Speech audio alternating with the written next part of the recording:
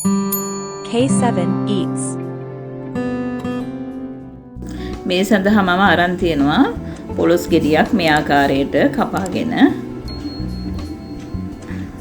මේකට මං කහ සහ ලුණු කැට දාලා මේ විදිහට කහට යනකම් පොඩ්ඩක් සෝදගත්ත පොලොස් ටික. දැන් මේක පොලොස් ටික වැහෙනකම් මම ඇල් වතුර එකතු කරනවා. පොලොස් ටික වැහෙනකම්ම දාගන්න ඕනේ.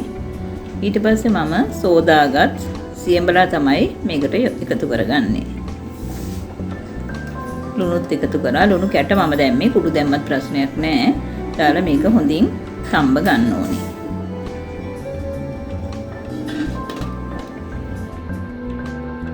මේ තියෙන්නේ වැදපු 3-5 කුඩු. පොල් කිරි අඩු කෝප 2ක් පමණ අරන් තියෙනවා. සෝදා තලාගත් සුදුරුණු පොත්ත පිටින්මයි මම මේ ටික තලාගෙන තියෙන්නේ. කරද බොංගු කරාපු නැටි, බීලුණු ගෙඩියක් පොඩිවට කපා ගන්න, කුරුඳු පොතු, අමු මිරිස් මේ ආකාරයට ටිකක් ලොකුවට කපා ගන්න, රම්පා, කරපිංච. මෙතන මම මිරිස් කුඩු අරන් තියෙනවා. මේක කබලේ බෙදලා ගන්නත් පුළුවන්. මම ඒ විදිහට ගත්තේ නෑ. මිරිස් කුඩු අරන් තියෙනවා මේ සැහැදි 2ක් විතර. උළුහාල්, අබ, ලුණු කුඩු 3-5 කුඩු, කහ කුඩු සහ ගම්මිරිස් කුඩු තමයි මේ අරන් තියෙන්නේ. පොල් තෙල් මේ සැහැදි 2ක් පමණ අරගත්තා. මේ තමයි අපි තම්බාගත් පොලොස් ටික. භාජනයක් ලිපේ තියලා මේ ආකාරයට පොල් තෙල් ටික දාලා ටිකක් රත් වෙන්න දෙන්න. රත් වුණාට පස්සේ උළුහාල්, අබ එකතු කරගන්න.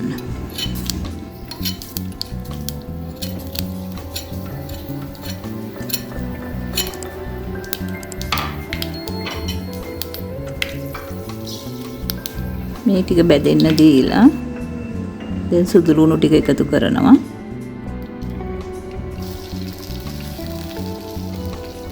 කුරුදු පොතු මේ ආකාරයට ටිකක් රන්වන් පාට වෙනකම් බෙද ගන්න. රම්පා කරපිංච එකතු කරගන්න.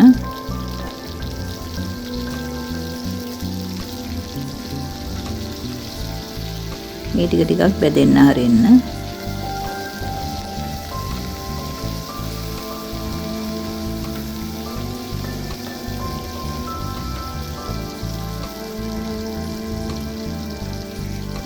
දැන් කරද බොංගු කරාවු නැටි එකතු කරන්න මේ ආකාරයට ටිකක් ටිකක් බෙදෙන්න දෙන්න.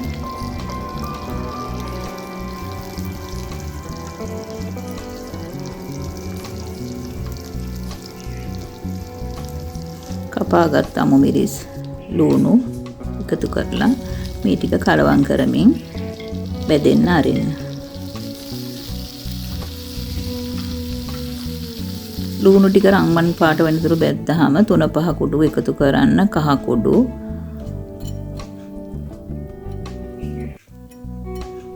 මිරිස් කුඩු, ගම්මිරිස් කුඩු එකතු කරලා හොඳින් කලවම් කරගන්න.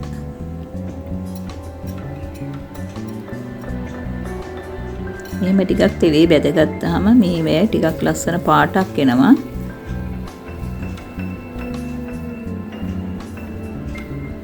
දැන් තමයි මම ලුණු කුඩු එකතු කරන්නේ.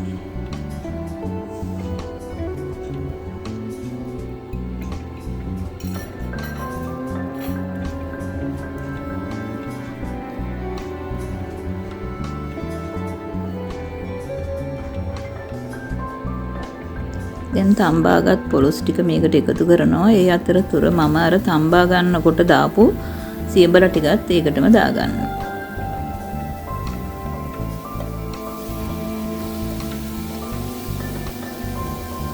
හොඳින් කලවම් කරගන්න.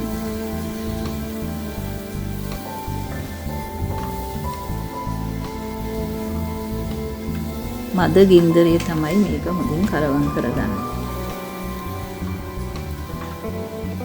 දැන් මේ වෙලාවේදී තමයි මම බෙදපු 3-5 කුඩු එකතු කරගත්තේ. ඒකත් හොඳින් මිශ්‍ර කරගන්න.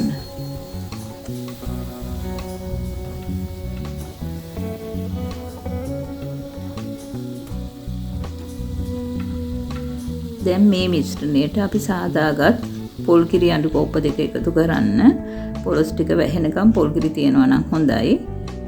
මම මේ සඳහා අරන් තියෙනවා දෙසරයක් මිරිකාගත්ත පොල්.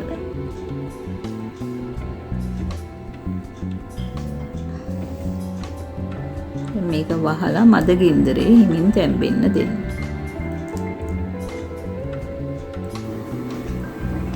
ටික වේලාවක් තැම්බුනහම මේ ආකාරයට කලවම් කරගන්න.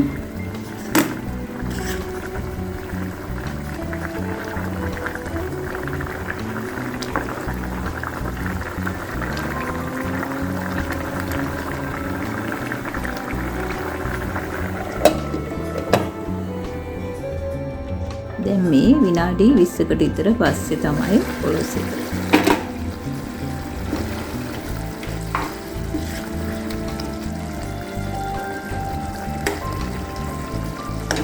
පොලොස් එක ලිපෙන් බානකොට ඉස්ම ගතිය තියෙන්න බාගන්න. මේ තමයි අපි සාදාගත් පොලොස් කරි.